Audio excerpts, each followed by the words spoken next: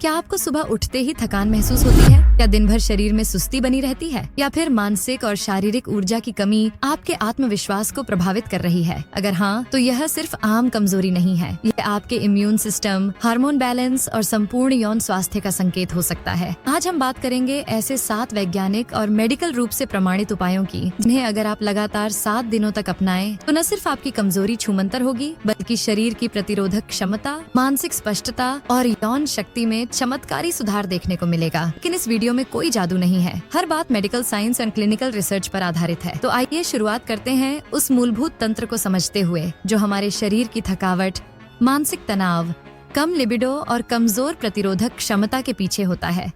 हमारा शरीर हर समय बाहरी आक्रमणों से लड़ रहा होता है। बैक्टीरिया, वायरस, प्रदूषण, केमिकल्स और साथ ही मानसिक दबाव। इन सभी के कारण शरीर में एक धीमी लेकिन लगातार चलने वाली प्रक्रिया होती है, जिसे क्रॉनिक इन्फ्लेमेशन कहते हैं। जब यह लंबे समय तक जारी रहता है तो यह कोशिकाओं को नुकसान पहुंचाता है, हार्मोनल संतुलन को बिगाड़ता है और शरीर की ऊर्जा निर्माण प्रक्रिया को धीमा कर देता है। सबसे पहले आवश्यकता होती है इस सूजन को कम करने की और शरीर को अंदर से साफ करने की। यह काम जूस या फैंसी डिटॉक्स प्रोडक्ट्स नहीं कर सकते। इसके लिए प्राकृतिक बायोकेमिकल प्रोसेस को सक्रिय करना होता है। सुबह का पहला एक गिलास गुनगुना पानी, जिसमें आधा नींबू और एक चुटकी सेंधा नमक हो, आपके शरीर में ऑटोफैगी और डाइजेस्टिव क्लीनअप को प्रारंभ करता है। नींबू में साइट्रिक एसिड होता है जो लिवर एंजाइम्स को सक्रिय करता है। वहीं सेंधा नमक में ट्रेस मिनरल्स होते हैं जो एंटीऑक्सीडेंट एंजाइम्स जैसे ग्लूटाथियोन को सपोर्ट करते हैं। इससे लिवर, किडनी और लिम्फ सिस्टम में टॉक्सिन ड्रेनेज बेहतर होता है। दूसरा और अधिक गहरा स्तर है हार्मोन बैलेंस का पुनर्निर्माण।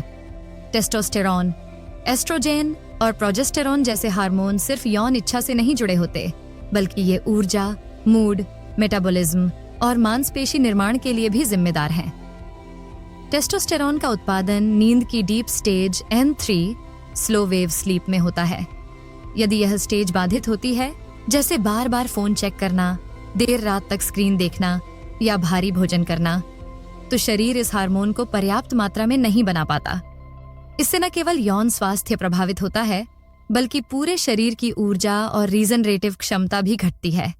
नींद से पहले एक निश्चित समय ब्लू लाइट ब्लॉकर का प्रयोग, कमरे में अंधकार, कैफीन से दूरी और गहरी सांसों से शरीर को शांत करना स्लीप हार्मोन मेलाटोनिन के स्राव को बढ़ाता है, जो आगे चलकर टेस्टोस्टेरॉन को सपोर्ट करता है। तीसरा स्तंभ है पोषण यानी डाइट। लेकिन केवल कैलोरी की नहीं, बल्कि माइक्रोन्यूट्रिएंट्स की बात हो रही है। Zinc, magnesium, vitamin B6, omega 3 और अमीनो एसिड।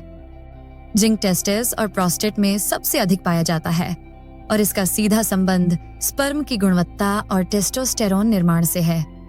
यह इम्यून फंक्शन को भी सपोर्ट करता है। मैग्नीशियम, जो हर कोशिका की 300 से अधिक क्रियाओं में शामिल होता है, मसल रिलैक्सेशन, हार्मोन संतुलन और डोपामिन रिलीज में अहम भूमिका निभाता है। विटामिन B6 न केवल तंत्रिका तंत्र को सुचारू करता है, बल्कि एस्ट्रोजन और टेस्टोस्टेरॉन के संतुलन में भी सहायक है। डाइट में इनका समावेश सूरजमुखी के बीज, अलसी, अखरोट, भीगे हुए चने, मूंग और नारियल पानी जैसे सरल उपायों से किया जा सकता है।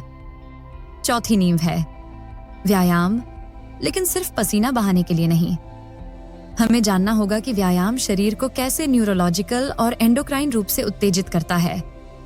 रेजिस्टेंस ट्रेनिंग से ग्रोथ हार्मोन और टेस्टोस्टेरॉन का स्तर बढ़ता है, जिससे मांसपेशी पुनर्निर्माण, हड्डियों की मजबूती और यौन क्षमता में सुधार होता है। कार्डियो जैसे ब्रिस्क वॉक या रनिंग एंडोर्फिन रिलीज करते हैं, जो तनाव को कम करते हैं और आत्मविश्वास बढ़ाते हैं।